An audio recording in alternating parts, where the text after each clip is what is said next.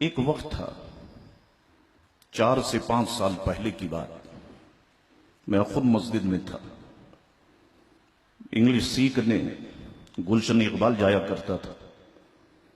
وہاں پر ایک ٹیچر نے عامر لیاقت کا ویڈیو کلپ دکھایا کہ جس میں ایک امام باڑے میں اس نے صحابہ کرام کے خلاف کھلم کھلا گفتگو کی اور باقاعدہ یہ کہا، حضرت ابو بکر صدیق رضی اللہ تعالیٰ عنہ کو ہدف تنقید بناتے ہوئے، حضرت فاروق اعظم رضی اللہ تعالیٰ عنہ کو ہدف تنقید بناتے ہوئے کہا کہ اٹھاتے کیوں نہیں نبی کا جنازہ، کہاں مر گئے بیٹیاں دینے والے۔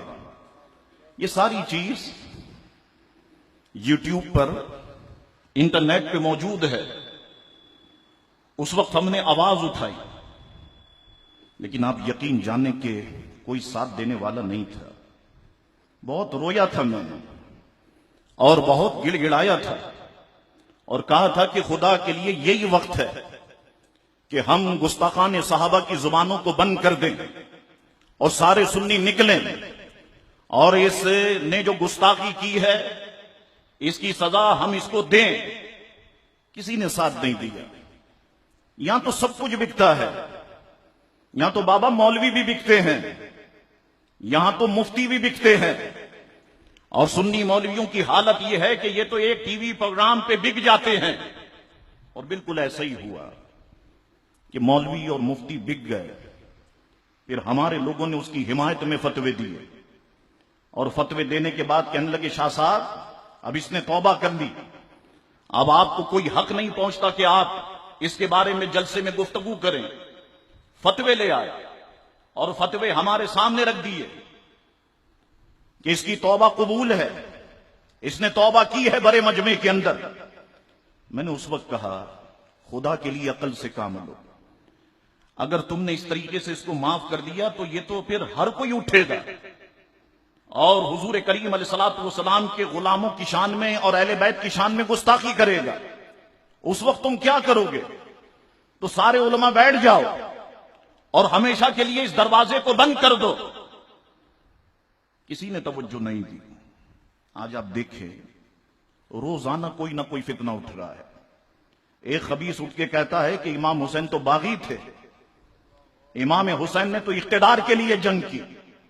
رسول کی اولاد پر تم تنقید کرو، رسول اللہ علیہ الصلوۃ والسلام کے گھر والوں پہ تم تنقید کرو، رسول کریم علیہ الصلوۃ والسلام کے صحابہ اور خلفائے راشدین پہ تم تنقید کرو۔ مجھے بتاؤ اگر اس وقت یہ دروازہ بند کر دیا جاتا تو میں سمجھتا ہوں کہ یہ دروازہ پھر کبھی نہیں کھلتا۔ اب دروازہ کھل گیا۔ اب دیکھ لو سوشل میڈیا پر، اب اعتراض کرنے والے ہمارے اندر سے یہ کہتے ہیں کہ صاحب جب اس کی توبہ قبول ہو گئی کہ جس نے شیخین کی شان میں گستاخی کی اور آپ کے لوگوں نے اس کی توبہ قبول کی تو اس کی توبہ قبول کیوں نہیں ہے؟ اب اس کا جواب دو۔ یہ کیا وجہ ہے کہ آپ کا اپنے لوگوں کے بارے میں فتویٰ دوسرا ہے اور ہمارے بارے میں فتویٰ دوسرا ہے؟ یاد رکھو کہ ایک فتویٰ ہونا چاہیے۔ جو بھی پیارے مصطفیٰ کی شان میں گستاخی کرے، صحابہ کرام کی شان میں گستاخی کرے، ازواج مطہرات کی شان میں گستاخی کرے، فتویٰ ایک ہونا چاہیے، چاہے ہم میں سے ہو چاہے غیروں میں سے ہو۔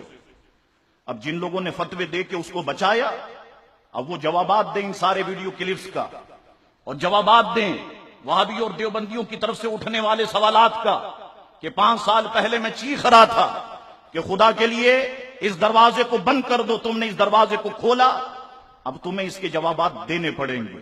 اور تم اس کے جوابات دو گے کیسے؟ قوم کے سامنے تم آؤ گے کیسے؟ تو عجیب و غریب حال ہے۔ یاد رکھو سنیوں، کسی بات کو کرنا بہت آسان ہے اور پھر اس بات پر ہمیشہ کے لیے قائم رہنا یہ بہت مشکل کام ہے۔ یہ ہر کسی کا جگرا نہیں ہے کہ جو کوئی بات کہہ دے تو اس پر ہمیشہ کے لیے قائم ہو جائے۔ خدا کی قسم یہ جگر ہے تو پیارے مصطفیٰ کی اولاد کا ہے، یہ حوصلہ ہے تو غوث پاک کی اولاد کا ہے۔ ٹھیک ہے تم نے اس کی توبہ کو قبول کیا، لیکن خدا کی قسم وہ وقت ہے، آج کا وقت ہے، میں اس کے ساتھ کبھی نہیں ملا۔ جس محفل میں بھی سنا کہ یہ آنے والا ہے، میں اس محفل میں نہیں آیا. اسی جگہ پر محفل ہوئی فکر سادات کانفرنس, اس میں اس کا نام لکھا گیا, میں نہیں آیا. اگر اس مجمع میں عاطف بلو موجود ہو, وہ اس کی گواہی دے گا کہ شاہ صاحب اس سے بات کر لیں, یہ آپ سے بات کرنا چاہتا ہے. میں نے بات نہیں کی. گزشتہ 1-1.5 مہینے پہلے اس کے ایک خاص آدمی اگر مجمع میں بیٹھے ہوں تو میں حق کہنے سے نہیں ڈرتا, مفتی نعیم, اس کے خاص آدمی, وہ مجھ سے کہنے لگے, بڑی دعوت کے اندر لوگوں سے کہنے لگے کہ پاکستان کے سارے مولوی اس کے پیچھے بھاگتے ہیں, اور شاہ صاحب وہ خوش نصیب آدمی ہے کہ یہ شاہ صاحب کے پیچھے بھاگتا ہے, کہ شاہ صاحب بس 1 منٹ کے لیے اس سے بات کر لیں, 1 منٹ کے لیے گفتگو کر لیں. نہیں کروں گا. جس نے میرے ابو بکر صدیق کو برا کہا ہو, جس نے میرے فاروق اعظم کو برا کہا ہو, جس نے امیر معاویہ کے خلاف زبان چلائی ہو, جس نے ابو سفیان کی شان میں گستاخی کی ہو, اور جس نے سر عام سنیت کا مذاق اڑایا ہو, تم نے تو معاف کر دیا ہے, اور تم کہتے ہو کہ فتوے کی روشنی میں معاف ہے.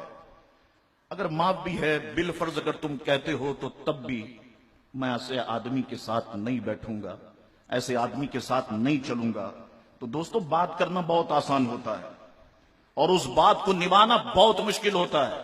بہت مشکل کام ہے کہ کوئی آپ فیصلہ کریں اور اس پر آپ آخری دم تک کے لیے قائم ہو جائیں. یہ چیز بہت مشکل ہوتی ہے.